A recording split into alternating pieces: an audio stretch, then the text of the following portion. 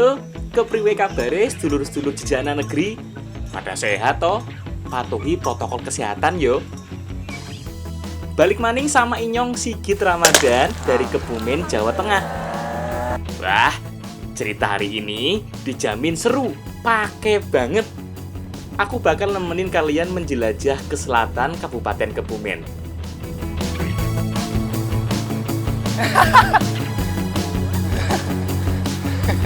Aku hari ini mau mencari jingking pantai. Susah lur nangkepnya, gesit banget.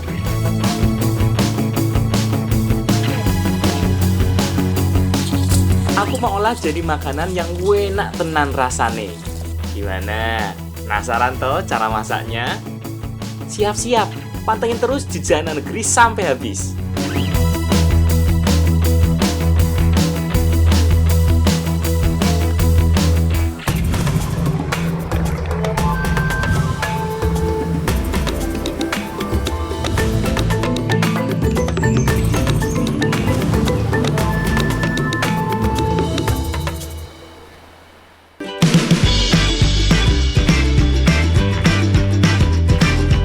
Sedikit berbeda dari biasanya, kali ini aku dikandani salah satu sahabat lamaku.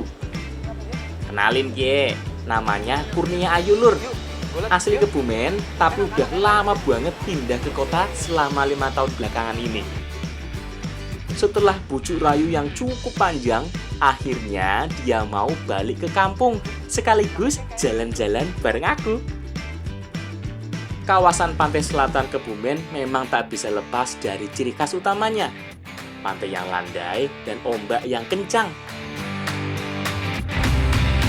Kali ini saya bersama Ayu lagi ada di Pantai Tegalretno, Kecamatan Petanahan, Kabupaten Kebumen. Nah, kali ini kita mau cari kepiting pantai atau masyarakat sini biasa menyebutnya dengan nama yingking. Nah, yingking ini biasa dicari oleh masyarakat untuk diolah menjadi makanan sehari-hari.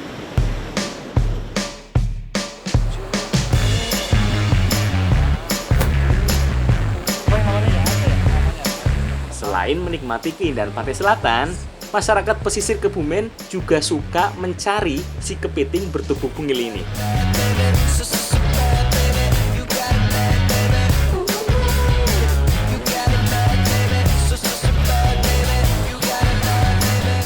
Pak, jingkingnya asal kata mboten, Pak? Asal iki boleh udah akeh iki. Wih, pakai temen kiye. Iya, udah akeh iki. Iya. Parep dimasak ya, Pak? Iya. Wih. Akeh kue. Yus, galah Ju. Yuk. Kike kanan aja. Ada juga yang menyebutnya geleteng pasir, karena kelincahannya berlari di antara pasir landai. Nangkapnya yo jelas, gampang-gampang susah iki. Kecuali yang sudah biasa nyari yo. Wes, si Ayu ki ndak pakai malu-malu, langsung wae kejar sampai dapet iku yingkingnya. Nah, sebutan di sepanjang pesisir Jawa iki ada yang bilang yingking, ada juga yang bilang jingking. Wes, yang penting yo koyo ngene bentukane lur. Kepiting yingking ini nyari makan di sekitar lubang buatannya. Ada yang menggali langsung dengan tangan, ada juga yang pakai alat seperti ini, pakai pacul, sekop, dan sejenisnya.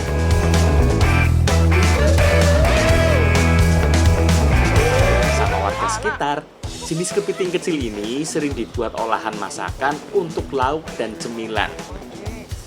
Satu lagi, yingking tidak mengenal musim. Mereka ada terus panjang tahun yo. Wes, nanti kalau kekumpul banyak, kita masak wae.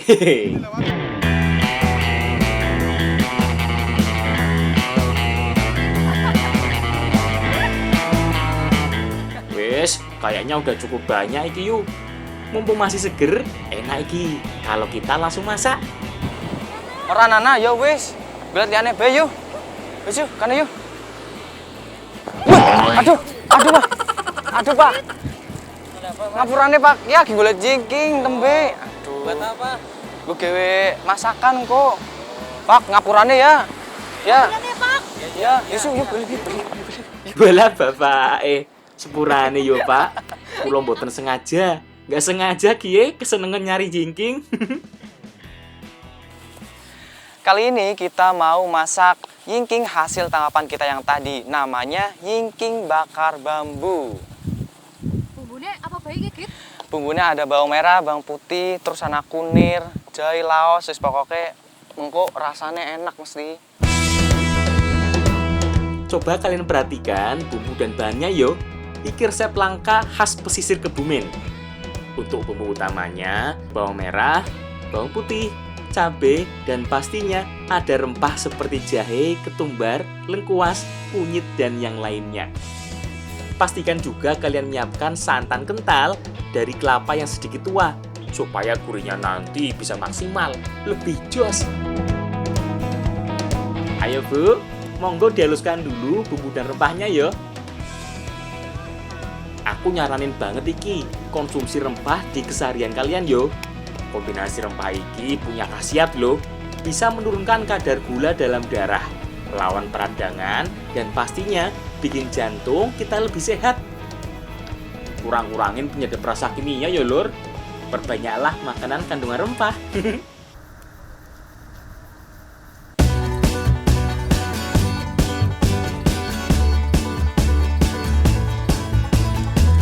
Kita juga nambahin sayuran hijau dan tomat. Jadi selain enak, ada juga kandungan seratnya. Jadi makin sehat nggak tuh? Bumbu sudah jadi, santan juga sudah mantep banget. Sekarang kita campur semua bahan ke dalam wadah isi jingking yang sudah dicuci.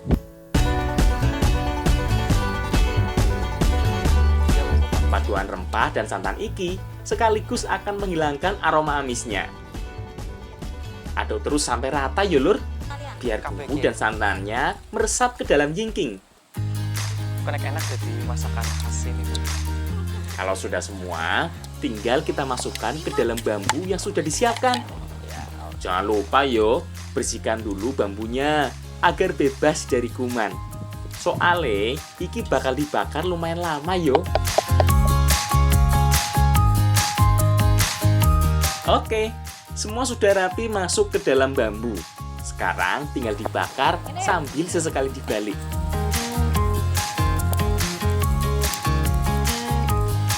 Kalau panasnya merata, matangnya lebih bagus yo. Sama jangan lupa apinya jangan terlalu gede. Wah, wis mateng iki yuk. Udah lapar pasti toh. Coba kita belah dulu bambunya. Wih, matang sempurna iki yuk. Aromanya juga mantep pepol. Yuk, kita cobain wae langsung. Gimana yuk? Cocok enggak? Mantep toh resepnya. Bu, dijajal ke. Buat kalian yang tinggal di dekat pantai, coba deh main-main ke pasir. Siapa tahu ada jingking di tempat kalian. Selamat makan. Ini mau akeh banget.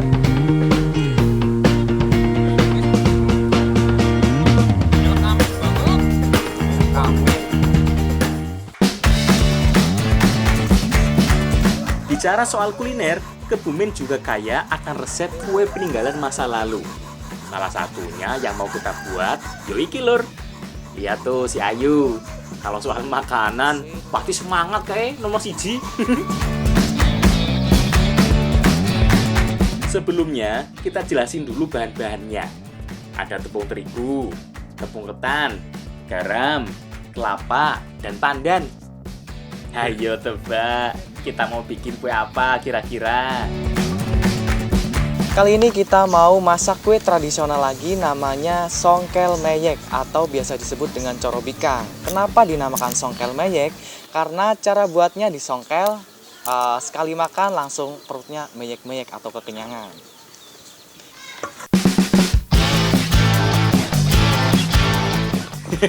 Lucu ya namanya, kue sengkel menyek. Di daerah lainnya, kue ini juga dikenal dengan nama corobikang. Meski bahan dan teknik membuatnya sedikit beda. Oke yuk, ini biar aku sing marut kelapa. Kamu bikin pewarna alami wae dari daun pandan. Selain agar aromanya lebih nikmat, fungsi pandan ini juga sebagai pewarna alami. Jangan dipandang sebelah mata yo. Daun pandan juga punya banyak khasiat loh buat tubuh kita. Senyawa fitokimia dalam pandan terbukti ampuh meredakan gejala radang sendi. Selain itu, juga bagus untuk kesehatan jantung kita.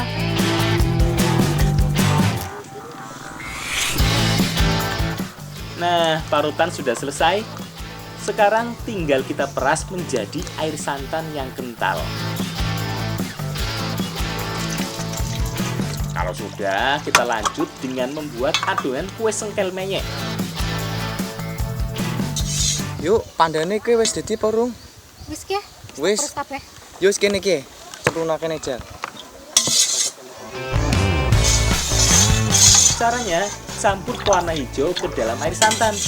Masukkan juga tepung dan bahan lainnya ke dalam satu wadah.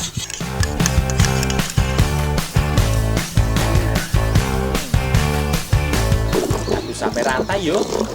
Ojo lali, tambahkan juga sedikit baking powder agar nanti adonannya sedikit mengembang. Yuk ki adonane wis dadi. Yo wis yo, digawe bae yo. Yuk. Kue songkel meyeke. Udah lah.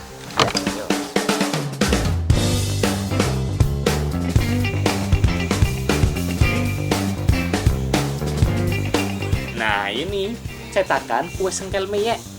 Bentuknya mirip cetakan kue cubit ya. Kene yuk, bantu nyetak yuk. Ingat, jangan sampai adonan gosong yuk.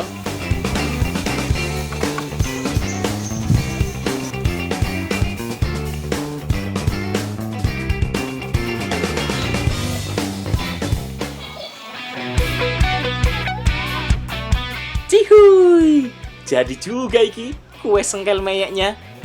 Serasa kembali ke zaman aku masih kecil dulu yuk. Waktu kecil sih, aku paling seneng kalau ibu bikin kue ini.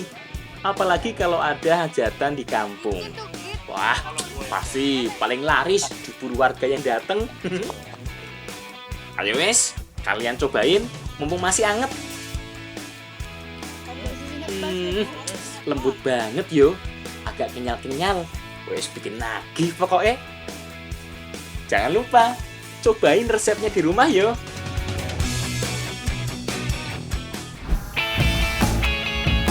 Sedulur, kali ini aku dan Ayu mau mengikuti tradisi pecah kawah. Oh iya, ada olahan tradisional juga loh untuk acara ini. Dan yang pasti, rasanya enak tenan. Yuk, ikut aku lihat tradisinya.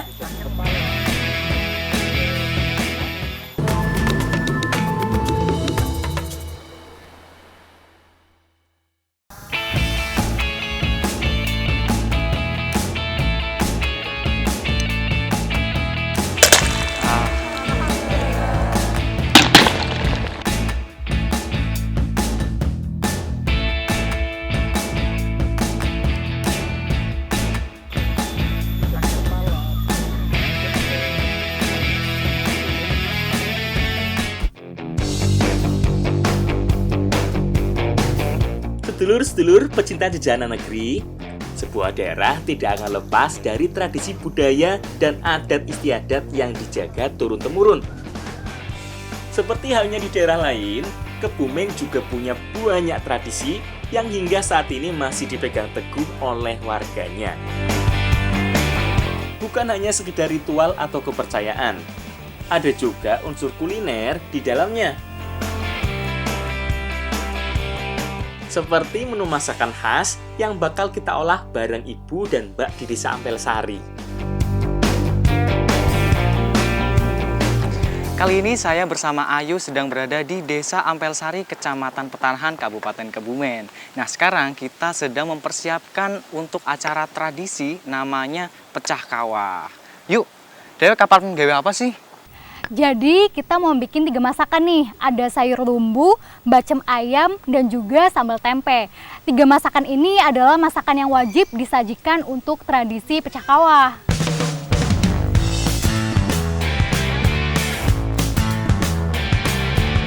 Nah, ini dia bahan-bahan yang diperlukan, Lur. Banyak, yo.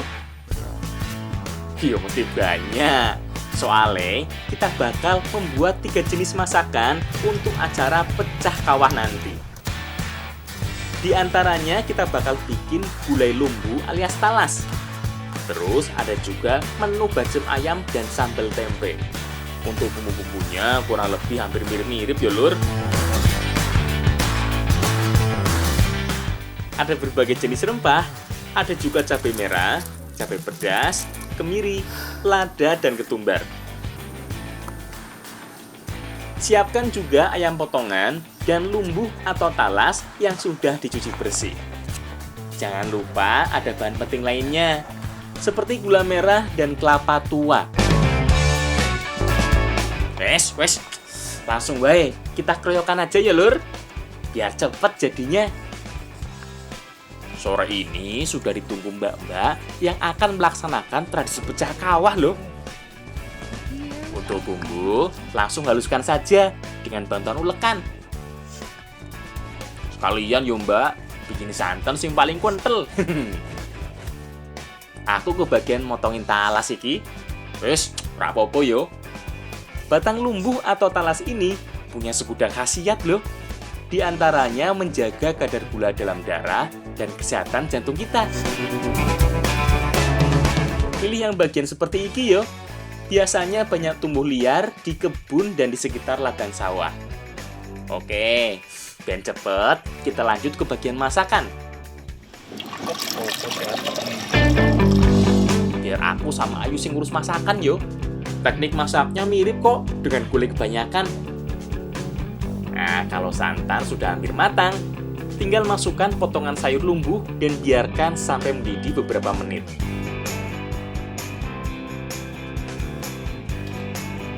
Kalau urusan ayam bacem, biar Ayu yo yang ngurus.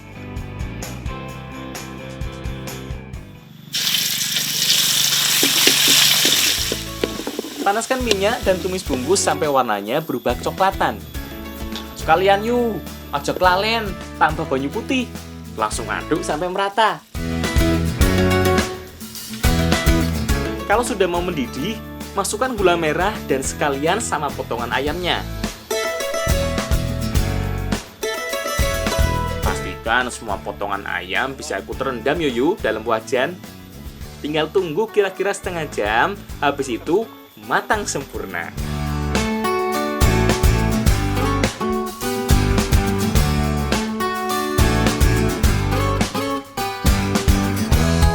Wah, semua masakan syarat acara pecah kawah sudah siap.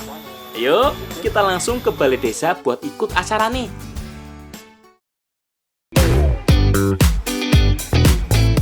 Akhirnya kita sampai di acara yang sudah ditunggu dari tadi yuk. Niki jane sampun mateng, Bu. Oh, nggih, monggo, Bu. Oh iya, sampai lupa jelasin niki. Acara pecah kawah adalah tradisi leluhur yang masih dijaga sampai sekarang jika ada 2 wanita dalam satu keluarga yang hamil berbarengan. Seperti mbak-mbak iki yo. Mereka adalah kakak beradik yang jarak hamilnya tidak begitu jauh. Setelah diiring ke perempatan jalan, kedua wanita yang sedang mengandung ini akan mulai berjualan.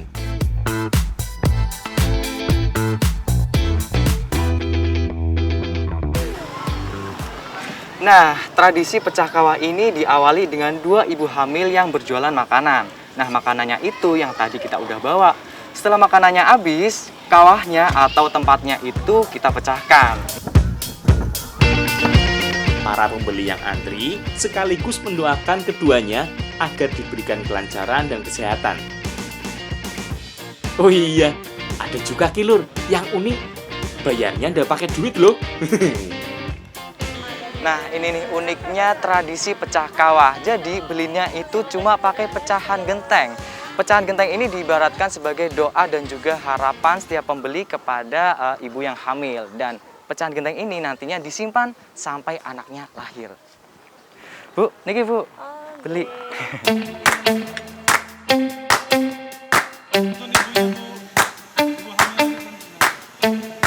Wah, unik sekali ya lur. Setelah sayurnya habis terjual, kedua wanita ini akan digiring ke tengah jalan untuk memecahkan wadah sayurnya.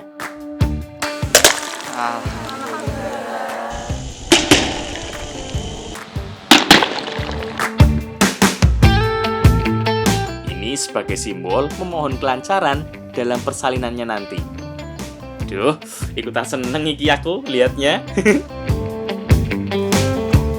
Semoga tradisi seperti ini bisa terus dijaga yo sampai generasi yang berikutnya nanti.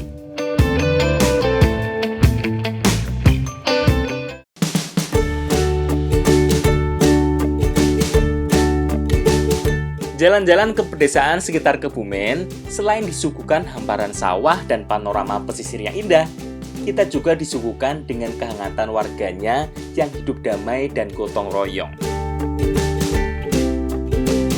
Ada juga hal-hal menarik yang aku temukan dalam perjalanan bareng Ayu kali ini yo. Ini dia, sapi pustaka yang jadi kesayangan anak-anak di Desa Ampelsari, Kecamatan Petanahan, Kabupaten Kebumen. Seekor sapi besar dengan nama Jago ini sudah beberapa tahun terakhir menemani santai sore anak-anak di kampung.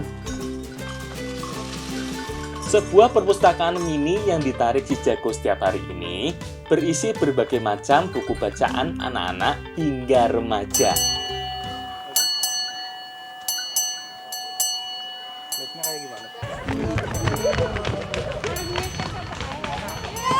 Mau pilih buku apa? Mau aja buku apa nih?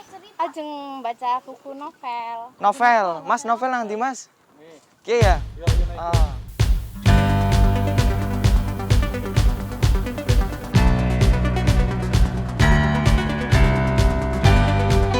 Siapapun boleh baca dan meminjamnya, Lur. Masih banget toh.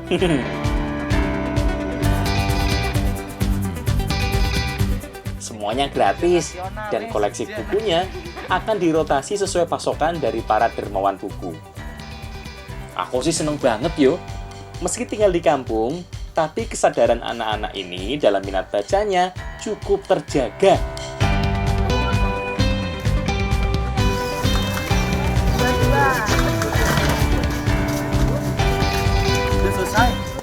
Oh, wis rampung, ya ngene iki.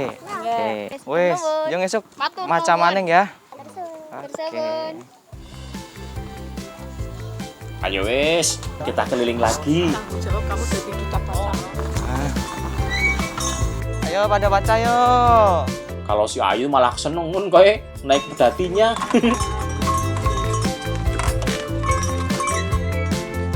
Yo, baca yo. Masak-masak. Oh iya, yo masak-masak weh. Ya, masak-masak. Adanya mau buku apa nih? Masak-masak. Ada ya buku apa? Buku cerita anak weh. Semoga ide-ide menarik seperti ini bisa diadopsi ya yuk sama daerah lainnya.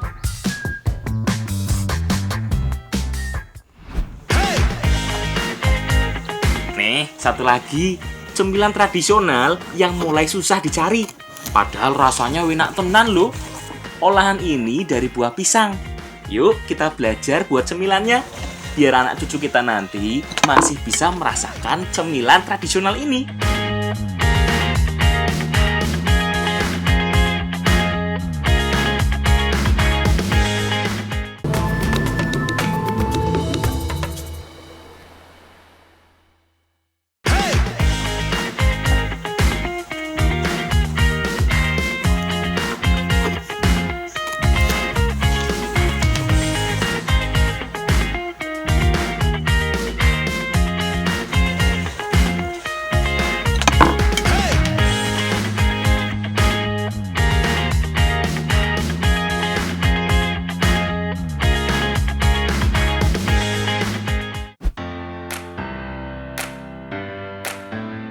Main-main ke Kebumen, udah afdol kie. Kalau ndak nyobain kue-kue khasnya yo. Kali ini Nyong bareng si Ayu bakalan ngenalin salah satu kue khas Kebumen yang saat ini sudah mulai jarang ditemukan. Namanya kue utri pisang. Ada yang wis nyoba belum?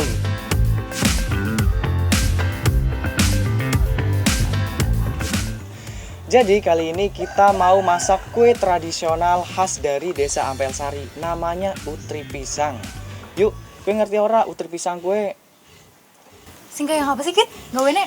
Nah, jadi utri pisang ini nanti pisangnya dimasukkan ke dalam adonan dan nanti dibungkus daun pisang terus dikukus kayak gitu. Nah, udah pada lihat sendiri toh bahan-bahannya? Cukup sederhana dan mudah. Ada tepung terigu, tepung jagung, kunyit, dan pandan sebagai pewarna alami. Ada juga kelapa dan gula merah sebagai campurannya. Ojo lali, pisangnya pakai pisang yang setengah mateng yo, pinura lembek.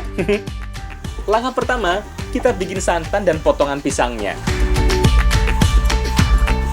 Selain itu, juga mesti disiapkan pewarna alami yang terbuat dari daun pandan dan kunyit.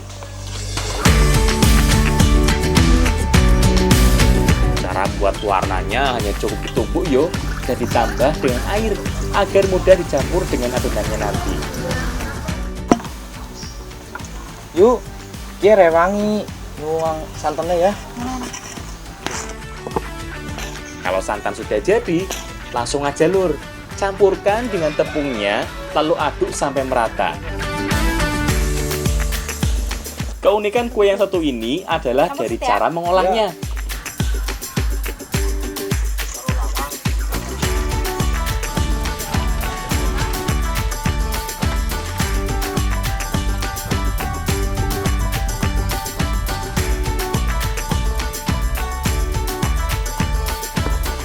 Olahan pertama, kita harus memasak kedua adonan yang sudah dicampur pewarna sampai mengental dan setengah matang.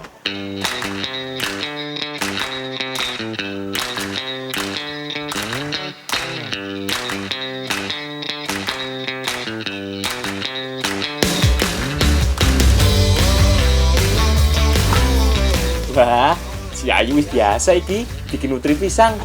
Adonannya mulus dan tanpa celah. Selama proses masak adonan, kita wajib aduk terus yo, biar gak lengket iki.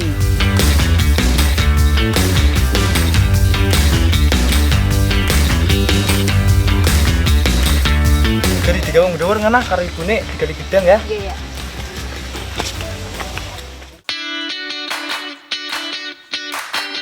Wah, dua warna adonan sudah jadi. Tinggal kita bentuk dan bungkus dengan daun pisang.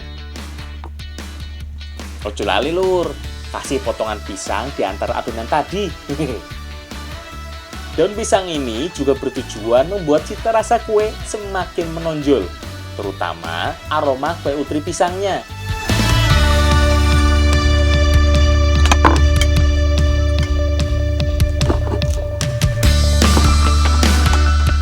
Setelah dibentuk dan dibungkus rapi, adonan utri akan dikukus selama kurang lebih 15 menit.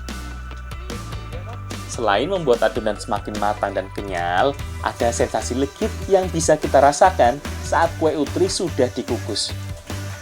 Wes, nyong mah paling doyan kue-kue kampung kayak gini. Kepriwe yuk, kamu doyan ndak? Wis kena kue-kue di kota, apa masih mau makannya begini?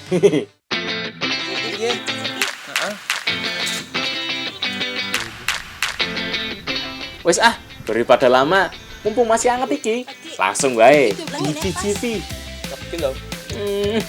Enak tenan yo. Bener kata si ibu, ada sensasi legit yang beda kalau utri pisang dikukus dengan benar. Manisnya pas, ketemu pisang di tengahnya, rasanya jadi makin klop.